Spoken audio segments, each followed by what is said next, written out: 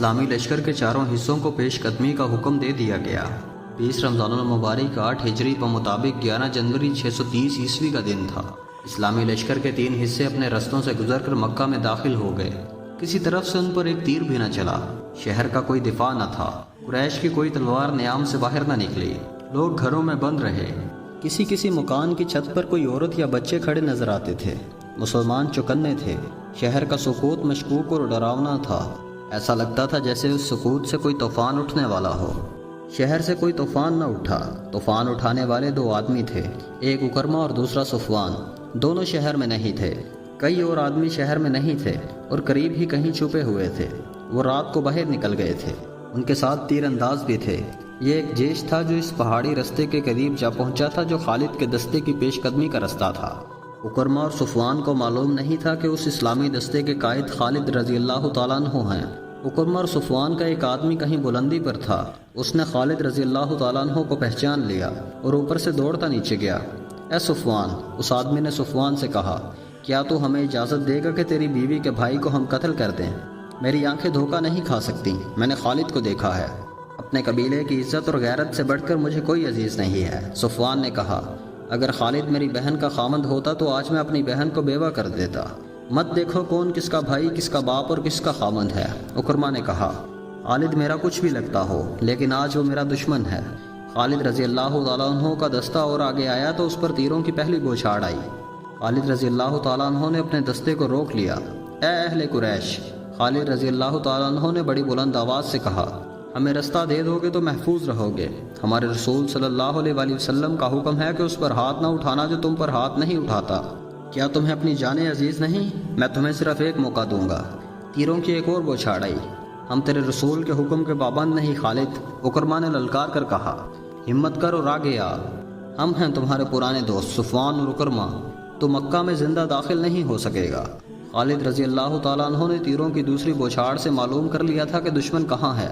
خالد رضی اللہ تعالیٰ عنہ نے اپنے دستے کو روک کر پیچھے ہٹا لیا اور اپنے کچھ آدمیوں کو پہاڑیوں کے اوپر سے آگے بڑھنے اور تیر اندازوں پر حملہ کرنے کے لیے بھیج دیا۔ اکرمہ اور صفوان خالد رضی اللہ تعالیٰ عنہ کے ان آدمیوں کو نہ دیکھ سکے۔ تھوڑی سی دیر میں یہ آدمی دشمن کے سر پر جا پہنچے۔ وادی سے خالد رضی اللہ تعالیٰ عنہ نے حلہ بول دیا جو اس قدر تیز اور شدید تھا کہ قریش کے پاؤں اکھڑ گئے۔ خالد رضی اللہ تعالیٰ عنہ نے اوپر سے بھی حملہ کرایا تھا اور نیچے سے بھی۔ کہاں ہو اکرمہ؟ خالد رضی اللہ تعالیٰ عنہ نے للکار کر کہا۔ کہاں ہو صفوان؟ وہ دونوں کہیں بھی نہیں تھے۔ وہ خالد رضی اللہ تعالیٰ عنہ کے حلے کی تاب نہ لا سکے اور خالد رضی اللہ تعالیٰ عنہ کو نظر آئے بغیر کہیں بھاگ گئے۔ ان کا جیش بھی لاپتہ ہو گیا۔ پیچھے قریش کی 12 لاشیں رہ گئیں۔ مختصر سی اس جھڑپ میں 2 مسلمان حبش بن اشعر رضی اللہ تعالیٰ عنہ اور قوس بن جابر فہری رضی اللہ تعالیٰ عنہ شہید ہوئے۔ اسلامی فوج کے 3 حصے مکہ میں داخل ہو چکے تھے۔ خالد رضی اللہ تعالیٰ عنہ کا دستہ ابھی تک نہیں پہنچا تھا۔ سب حیران تھے کہ اہل مکہ نے مزاحمت نہیں کی۔ پھر خالد رضی اللہ تعالیٰ عنہ کے نہ آنے کی وجہ کیا ہو سکتی ہے؟ ایک قاصد کو دوڑایا گیا۔ وہ خبر لایا کہ خالد رضی اللہ تعالیٰ عنہ 2 مسلمانوں کی لاشیں لے کر آ رہے ہیں اور اس کے دستے نے قریش کے 12 آدمی مار ڈالے ہیں۔ رسول کریم صلی اللہ علیہ وآلہ وسلم نے سنا تو آپ صلی اللہ علیہ وآلہ وسلم بہت برہم ہوئے۔ آپ صلی اللہ علیہ وآلہ وسلم اچھی طرح جانتے تھے کہ خالد جنگ و جدل کا دل دادا ہے۔ اس نے بغیر اشتعال کے لڑائی مول لے لی ہوگی۔ خالد رضی اللہ تعالیٰ عنہ کے مکہ میں آنے کی اطلاع ملی تو رسول اللہ صلی اللہ علیہ وآلہ وسلم نے انہیں بلا کر پوچھا کہ ان کے حکم کے باوجود لڑائی سے گریز کیا جائے، انہوں نے کیوں گریز نہیں کیا؟ خالد رضی اللہ تعالیٰ عنہ نے حضور صلی اللہ علیہ وآلہ وسلم کو بتایا کہ اکرمہ اور صفوان کے ساتھ قریش کے متعدد آدمی تھے جنہوں نے ان پر تیر برسائے۔ خالد رضی اللہ تعالیٰ عنہ نے یہ بھی بتایا کہ انہوں نے اکرمہ اور صفوان کو ایک موقع دیا تھا لیکن انہوں نے تیروں کی ایک اور بوچھاڑ پھینکی۔ رسول خدا صلی اللہ علیہ وآلہ وسلم نے ابو سفیان رضی اللہ تعالیٰ عنہ سے پوچھا کہ اکرمہ اور صفوان کہاں ہیں؟ ابو سفیان رضی اللہ تعالیٰ عنہ نے بتایا کہ وہ مکہ کے دفاع میں لڑنے کے لیے چلے گئے تھے۔ رسول خدا صلی اللہ علیہ وآلہ وسلم کو یقین ہو گیا کہ لڑائی خالد رضی اللہ تعالیٰ عنہ نے شروع نہیں کی تھی۔ مکہ پر مسلمانوں کا قبضہ ہو چکا تھا۔ رسول اکرم صلی اللہ علیہ وآلہ وسلم مکہ میں داخل ہوئے تو آپ صلی اللہ علیہ وآلہ وسلم کے ہمراہ اسامہ بن زید رضی اللہ تعالیٰ عنہ، بلال رضی اللہ تعالیٰ عنہ اور عثمان بن طلحہ رضی اللہ تعالیٰ عنہ تھے۔ رسول کریم صلی اللہ علیہ وآلہ وسلم کو مکہ سے ہجرت کر کے مدینہ کو گئے 7 سال گزر چکے تھے۔ آپ صلی اللہ علیہ وآلہ وسلم نے مکہ کے در و دیوار کو دیکھا، وہاں کے لوگوں کو دیکھا، دروازوں اور چھتوں پر کھڑی عورتوں کو دیکھا۔ بہت سے چہرے شناسا تھے۔ آپ صلی اللہ علیہ وآلہ وسلم گزرتے چلے گئے اور کعبہ میں داخل ہو گئے، 7 مرتبہ بیت اللہ کا طواف کیا اور اللہ کا شکر ادا کیا۔ اب مکہ میں کسی کو اتنی ہمت نہیں پڑتی تھی کہ آپ صلی اللہ علیہ وآلہ وسلم کو جادوگر کہے یا آپ صلی اللہ علیہ وآلہ وسلم پر پھپتی کسے۔ اہل قریش چہروں پر خوف و ہراس کے تاثرات لیے اپنے انجام کے منتظر کھڑے تھے۔ عربوں کے ہاں اپنی بے عزتی اور قتل کے انتقام کا رواج بڑا بھیانک تھا۔ رسول اللہ صلی اللہ علیہ وآلہ وسلم نے حکم دے دیا تھا کہ جو امن قائم رکھیں گے ان کے ساتھ پرامن سلوک کیا جائے گا۔ اس کے باوجود قریش ڈرے سہمے ہوئے تھے۔ اے اہل قریش، حضور صلی اللہ علیہ وآلہ وسلم نے لوگوں کے سامنے رک کر پوچھا، خود بتاؤ تمہارے ساتھ کیا سلوک ہو؟ لوگوں کی آوازیں بلند ہوئیں، وہ خیر اور بخشش کے طلبگار تھے۔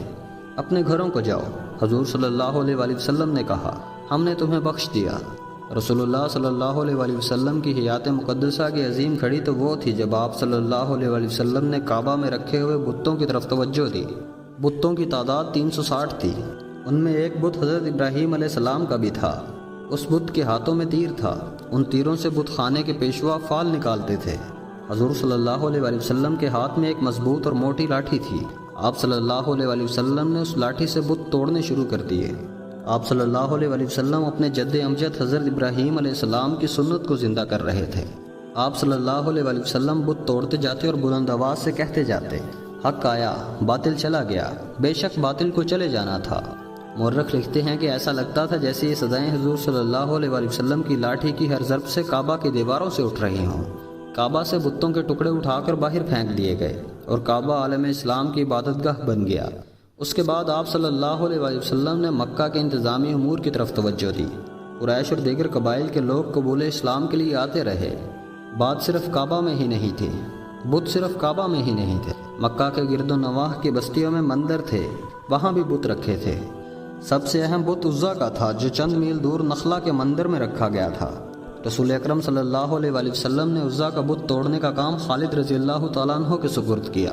خالد رضی اللہ تعالیٰ عنہ نے اپنے ساتھ 30 سوار لیے اور اس مہم پر روانہ ہو گئے۔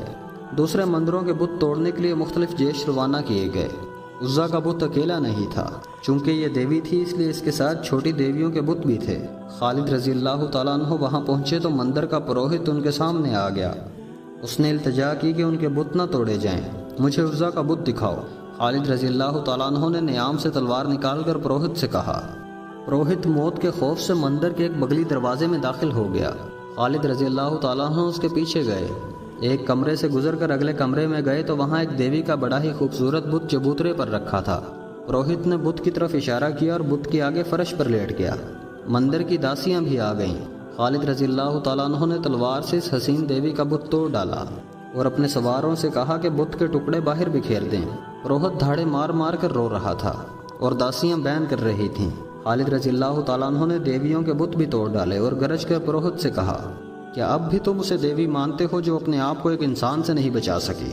پروہت دھاڑے مارتا رہا۔ خالد رضی اللہ تعالیٰ عنہ فاتحانہ انداز سے اپنے گھوڑے پر سوار ہوئے اور اپنے سواروں کو واپسی کا حکم دیا۔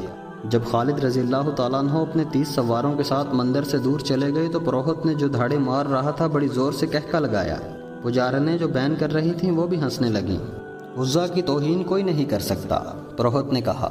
خالد جو خود عزا کا پجاری ہوا کرتا تھا بہت خوش ہو کے گیا ہے کہ اس نے عزا کا بت توڑ ڈالا ہے۔ عزا زندہ ہے، زندہ رہے گی۔ یا رسول اللہ صلی اللہ علیہ وآلہ وسلم، خالد رضی اللہ تعالیٰ عنہ نے حضور صلی اللہ علیہ وآلہ وسلم کو اطلاع دی، میں عزا کا بت توڑ آیا ہوں۔ کہاں تھا یہ بت؟ حضور صلی اللہ علیہ وآلہ وسلم نے پوچھا۔ خالد رضی اللہ تعالیٰ عنہ نے وہ مندر اور اس کا وہ کمرہ بتایا جہاں انہوں نے وہ بت دیکھا اور توڑا تھا۔ تم نے عزا کا بت نہیں توڑا خالد۔ رسول کریم صلی اللہ علیہ وآلہ وسلم نے کہا، واپس جاؤ اور اصلی بت توڑ کر آؤ۔ مورخ لکھتے ہیں کہ عزا کے 2 بت تھے، ایک اصلی جس کی پوجا ہوتی تھی اور دوسرا نقلی تھا۔ یہ غالباً مسلمانوں کو دھوکہ دینے کے لیے بنایا گیا تھا۔ خالد رضی اللہ تعالیٰ عنہ کا خون کھولنے لگا۔ انہوں نے اپنے سواروں کو ساتھ لیا اور نخلا کو روانہ ہو گئے۔ مندر کے پروہت نے دور سے گھڑ سوار آتے دیکھے تو اس نے مندر کے محافظوں کو بلایا۔ وہ پھر آ رہے ہیں، پروہت نے کہا۔ انہیں کسی نے بتا دیا ہوگا کہ اصلی بت ابھی مندر میں موجود ہے۔ کیا تم عزا کی عزت کی حفاظت کرو گے؟ اگر کرو گے تو عزا دیوی تمہیں مالا مال کر دے گی۔ کچھ سوچ کر بات کر مقدس پیشوا، ایک محافظ نے کہا۔ کیا ہم 2-3 آدمی اتنے زیادہ گھڑ سواروں کا مقابلہ کر سکتے ہیں؟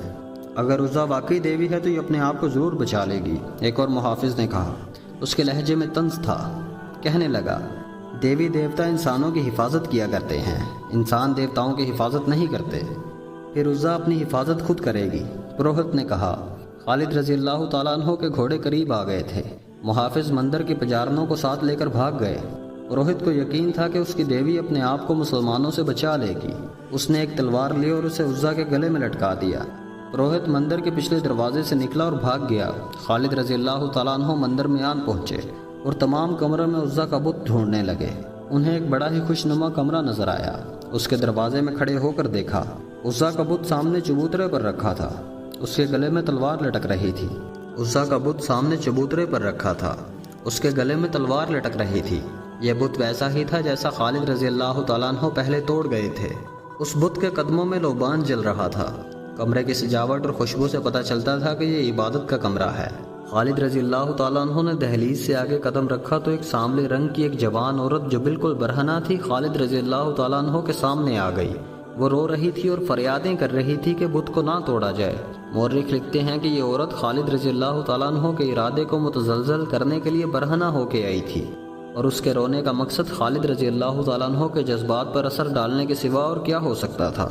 خالد رضی اللہ تعالیٰ عنہ آگے بڑھے تو اس عورت نے بازو پھیلا کر خالد رضی اللہ تعالیٰ عنہ کا رستہ روک لیا۔ خالد رضی اللہ تعالیٰ عنہ نے نیام سے تلوار نکالی اور اس عورت پر ایسا زوردار وار کیا کہ اس کا ننگا جسم دو حصوں میں کٹ گیا۔ خالد رضی اللہ تعالیٰ عنہ غصے سے بفرے ہوئے بت تک گئے اور اس کے کئی ٹکڑے کر دیے۔ طاقت اور خوشحالی کی دیوی اپنے آپ کو ایک انسان سے نہ بچا سکی۔ خالد رضی اللہ تعالیٰ عنہ مندر سے نکل کر گھوڑے پر سوار ہوئے اور ایڑ لگا دی۔ ان کے سوار ان کے پیچھے جا رہے تھے۔ مکہ پہنچ کر خالد رضی اللہ تعالیٰ عنہ رسول اکرم صلی اللہ علیہ وآلہ وسلم کے حضور پہنچے۔ یا رسول اللہ صلی اللہ علیہ وآلہ وسلم، خالد رضی اللہ تعالیٰ عنہ نے کہا، میں عزا کا بت توڑ آیا ہوں۔ ہاں خالد، رسول اللہ صلی اللہ علیہ وآلہ وسلم نے کہا، اب تم نے عزا کا اصل بت توڑا ہے، اب اس خطے میں بت پرستی نہیں ہوگی۔